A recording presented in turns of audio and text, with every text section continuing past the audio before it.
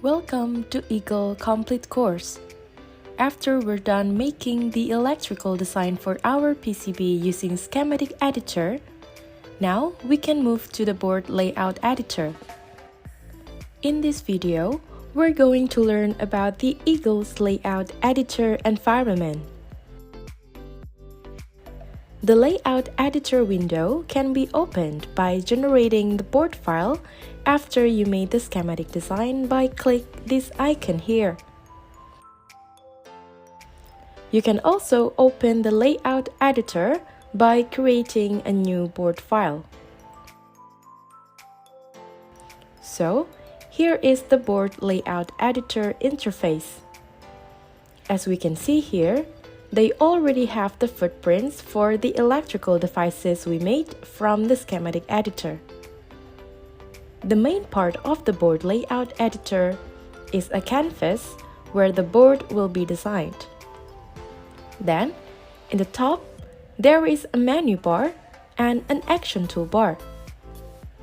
Then in the left side of the screen, there is a layout command toolbar. The action toolbar of the board layout editor is actually quite the same as the action toolbar in the schematic editor.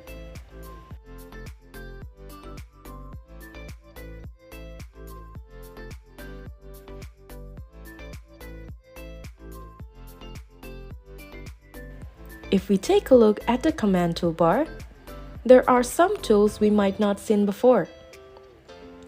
This icon right here is used to route signals manually. By default, the route commands works in obstacle avoidance mode. So, it automatically takes care of design rules and obstacles that are along the path of a trace.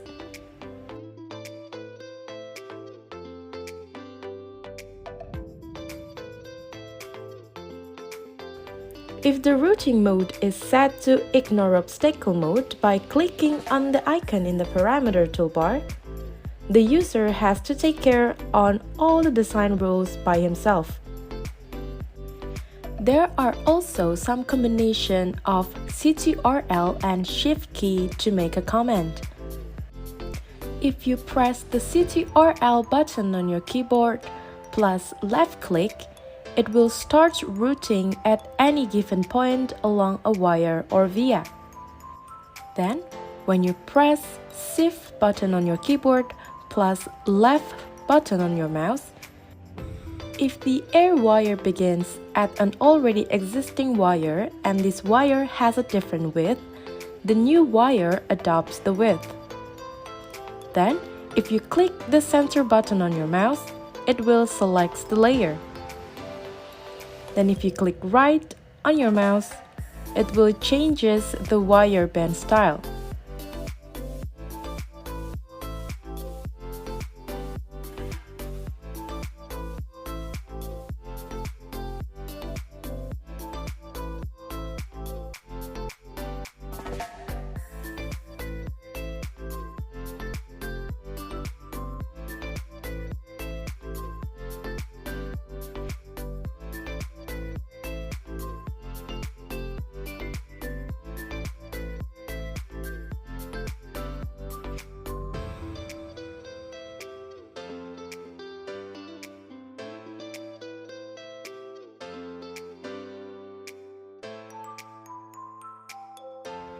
Pressing Shift button on your keyboard plus right-click will reserve the direction of switching band styles. Then, pressing Ctrl button on your keyboard plus right-click will toggle between corresponding band style.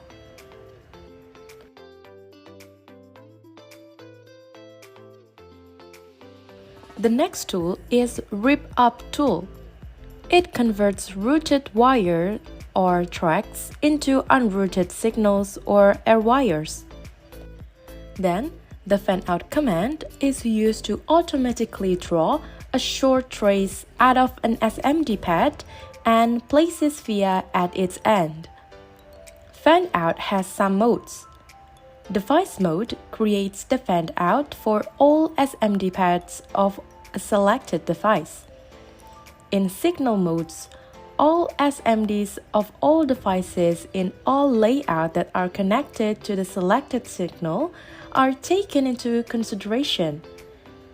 And the Allow Violations mode allows you to place vias, although it might violate the design rule. Then, using Auto-Router command, you can have air wires routed automatically. We can choose single nets, group of nets, or all nets for the automatic routing path. The program will handle various network classes having different track width and minimum clearance.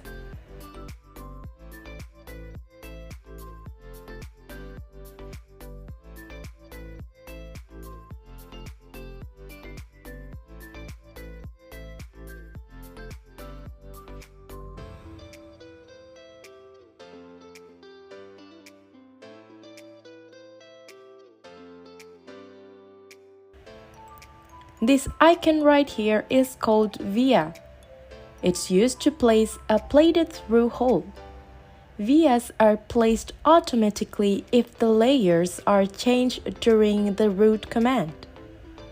You can do it by clicking the middle button of your mouse.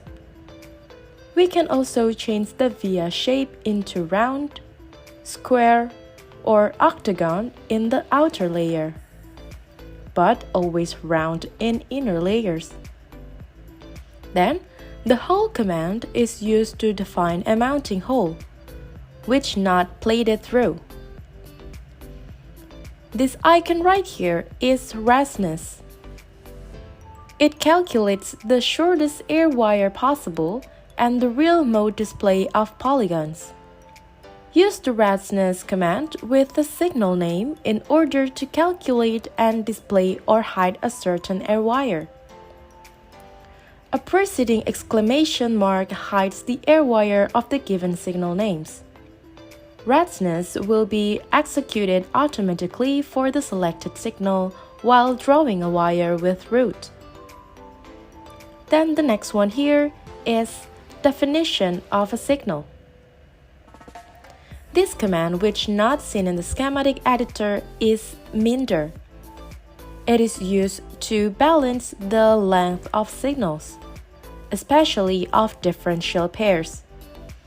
It can be used for measuring the length of a signal when pressing the CTRL key.